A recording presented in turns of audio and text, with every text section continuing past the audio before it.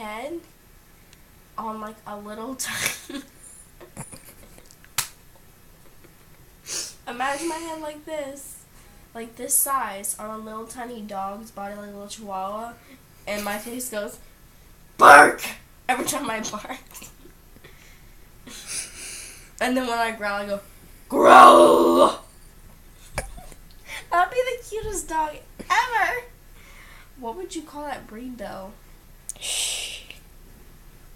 Shaynachaweewee. Shaynachaweewees.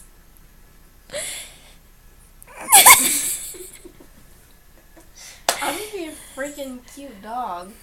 I would, but I would bite everybody all the time. How would you bite people? I would be vicious.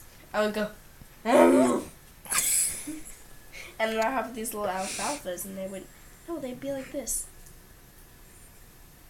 They'd be like that. They'd be like that. What a cute dog. Adorbs.